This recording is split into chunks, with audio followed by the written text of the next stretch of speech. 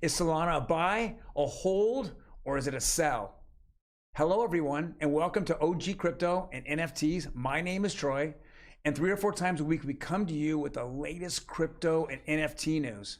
The very first article here is on Ethereum. Ethereum's merger upgrade goes live today on the Ropsten Testnet. They're trying to move from proof of work to proof of stake, which means the carbon footprint on proof of work is terrible. It absolutely reduces the carbon footprint by 95%. It also speeds up the network, and hopefully, and we're going to see if or if not, the actual gas fees go down. It's going to be a very, very bumpy road here to move it off the testnet onto the mainnet. Now, there's been a few issues that I've heard about, but I haven't read at the moment. But if it all works out, we should be seeing within at least 30 days that it goes on to the mainnet. But just as Ethereum and all their past work, it usually is a 3 or 4 month process. Once it moves over though, we're gonna see Ethereum really fly. Now, I'm not 100% sure that the price is gonna go up at that point, but we've got to see that if it's not in a bear market, if it's in a bull market and the market turns into a recession, then we're gonna see this fly, and we're gonna see Ethereum fly big time. Next article here is on GrayScale. It says Optimism rises towards GrayScale's Bitcoin ETF application as Star Legal Counsel joins team. So as we know, the SEC is now trying to prove or disprove ETFs going on. Now, they haven't done a spot ETF. They've turned them all down or rejected them all. Well, GrayScale thinks that they have all their ducks in a row when they submitted their application into the SEC.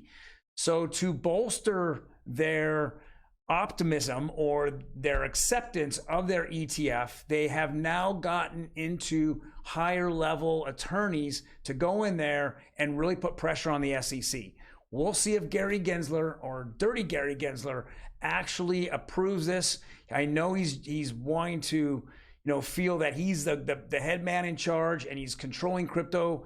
He's not really wanting any other, entity in the US government to handle it. He wants to be the be all end all, but I think this is going to change, as we know that the Gillibrand Loomis bill that came out a couple of days ago, at least the beginning of it, the first rough draft of it came out, and they're taking that power away from SEC. But we're going to find out here in July really fast whether he actually is going to approve this ETF or not. But we know GrayScale is getting a lot of momentum going forward to get this done. Next article here, which I thought was kind of comical. We haven't heard Mattel and getting in the NFT space, but it's they released their first Cryptoys, or is it Cryptoys? NFT on Flow blockchain. Very interesting. As everyone is now adopting NFTs, and we're seeing it, as just now JPEGs, as animals and communities, it's getting more and more adopted by bigger companies that are on the New York Stock Exchange. Not so much smaller, just crypto type companies, but now more companies that are mainstream. And Mattel is coming out with their own, and they're doing it with some of their toys that they have. It's going to be very interesting. I'm looking forward to seeing them. We'll find out the popularity of Mattel. I mean, over the years, Mattel has kind of fallen off as a toy manufacturer as more things are going online, but this will be very interesting. Next and last article here is Solana a buy with SOL price at a 10-month low and down 85% from its peaks? Now, we realize that we're in a bear market, and that is probably some of the compression of the price of their coin. But we also know that they can't keep their testnet, which they consider that they're on a testnet. They can't keep it up. It keeps going down, whether it be a lot of bots coming in and botting up an NFT project, or it just becomes confusing in their network. It gets jumboed and it keeps going down for 2 or 3 hours, or there's a lot of problems here. Now, we know that it's at 85% down. So it is a buy in the respect, if you believe in Solana and you believe it will not go down, that they've corrected their issues. But if they haven't corrected their issues, you're just going to feel the pain.